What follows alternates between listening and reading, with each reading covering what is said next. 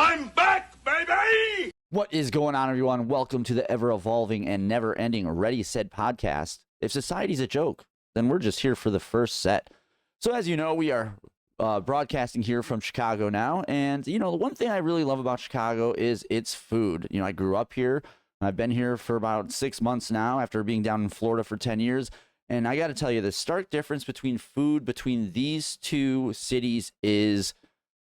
the dichotomy, I should say, is it's very crazy, because in Florida, or Central Florida specifically, I mean, when you go down there, you're obviously, if you're traveling there, you're most likely going to Disney. And in that area around Disney, as we've discussed, is, well, you know, Disney's its own special district. And then that area around Disney isn't really a city, it's the county that runs it. And, you know, everyone that owns that land or runs all those strip malls all around it knows there's going to be millions upon millions of people coming through those areas. I mean, I think Magic Kingdom does 20 million people alone in a year. So do the math. That's 1 out of 5 parks down there. And that's not counting Universal or SeaWorld or even the convention center that they do. So with all that foot traffic, there's going to be obviously high rent. Okay. So when I used to live down there, a lot of people would be like, yo, where's like a great place I could go that's by Disney that like nobody knows about? And, you know, the answer to that question is it's called Winter Park, and it's about 10 minutes or 45 minutes from here, just north of downtown Orlando.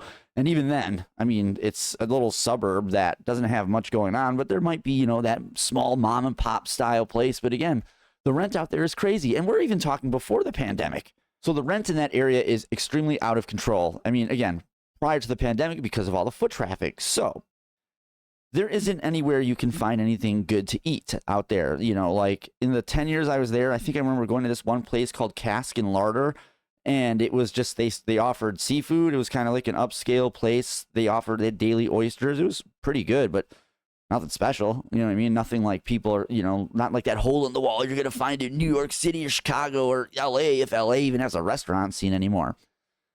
And here in Chicago, I mean, it's completely different. Like, I could just go right down the street here and find some grease pit that probably has amazing food. You know, you can go to one of these diners down in Pilsen, I think. I remember a friend of mine lived out there. Actually, Mark, the guy we've talked about on the podcast, he had an apartment out there. And this place is crazy because this is like 2009. And this whole area was basically in flux. So, like, you would have a really nice, nice restaurants and stuff, but then there'd be drive-bys, kind of one of those places. And there was this place called Don's Diner right down there. Great food. What's great about Chicago is you have a lot of this authentic food here. And, you know, there's debate, especially nowadays, about authentic pizza. What is it, deep dish? Is it tavern? Who fucking cares? It's Chicago pizza. It's good. Deep dish pizza is not only not better than New York pizza, it's not pizza. This other argument I always hear about Chicago is, you know, authentic Chicago food, an authentic Chicago hot dog. It can't have ketchup on it. And by the way, you don't put tomatoes and celery salt on hot dogs either. You know what I'm saying? Everybody knows there's 3 acceptable condiments for a hot dog. There's mustard, onions, and stagnant cart water. That's it.